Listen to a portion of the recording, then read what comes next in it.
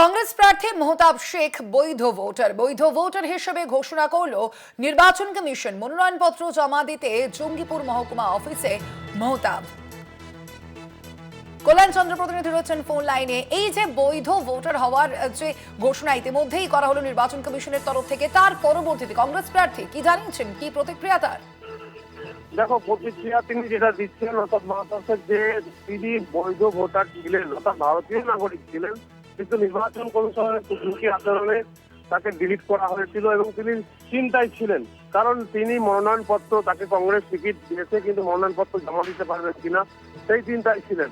এবং আজকে তাকে বৈধ ভোটার ঘোষণা করার পরে তিনি দলীয় কর্মী সমর্থক দিনে জঙ্গিপুর মহকুমায় পৌঁছেছেন এবং সেখানে তিনি মনোনয়নপত্র জমা দেবেন।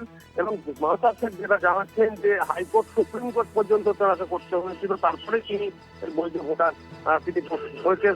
এবং নির্বাচন কমিশন যেভাবে একের পর এক জেলার মানুষ এবং রাজ্যের মানুষকে যেভাবে বৈধ ভোটারদের ডিলিট করে দিচ্ছে, যাদের বিবেচনাধীন নাম রয়েছে সেই সমস্ত ভোটাররা কি করবে সেই চিন্তায় যখন বিভিন্ন দল রাজনীতি করবে, বিভিন্ন দল রাস্তায় নেমেছে, সেই সময় তিনিও চিন্তায় ছিলেন যে শেষ পর্যন্ত তিনি কি মনোনয়নপত্র জমা দিতে পারবেন, শেষ পর্যন্ত তিনি কি লড়াই করতে পারবেন কংগ্রেসের হয়ে।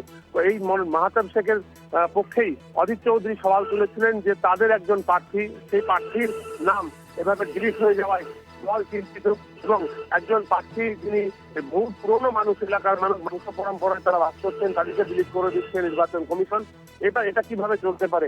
একই দাম তৃণমূলের পক্ষ থেকেও, তৃণমূল তুমি জানো মুখ্যমন্ত্রী যখন সফর করে বেড়াচ্ছেন মুর্শিদাবাদ জেলায় বিভিন্ন জনসভায়, কালকে শামসেরগঞ্জ এবং মুর্শিদাবাদের বিধানসভায় আমাইতলা এলাকায় যে সমস্ত সভা করেছেন, সেখানেও মুখ্যমন্ত্রী তৃণমূল নেত্রী মমতা বন্দ্যোপাধ্যায় একই প্রশ্ন তুলেছেন যে বৈধ ভোটারদের অবৈধ করে দিচ্ছে, বিভিন্ন রাজ্য থেকে লোক আসবে, সুতরাং সাবধান। বিভিন্ন ট্রেনে করে লোক আসবে, বাসে করে লোক আসবে রাজ্যে ভোটের সময়, যার ফলে এই যে সতর্কতা বিভিন্ন রাজনৈতিক দলের, তাতেই কিন্তু ব্যাকফুটে রয়েছে নির্বাচন কমিশন এবং পাশাপাশি বিজেপিকেও একহাত নিচ্ছে বিভিন্ন দল, কারণ বিজেপির চক্রান্তেই এভাবে নাম একের পর এক নাম ডিলিট হয়ে যাচ্ছে। বিশেষ করে মেহতাব শেখের মতন একজন যিনি প্রার্থী, তার নাম যদি ডিলিট হয়ে যায় তাহলে আমজনতা কি করবে?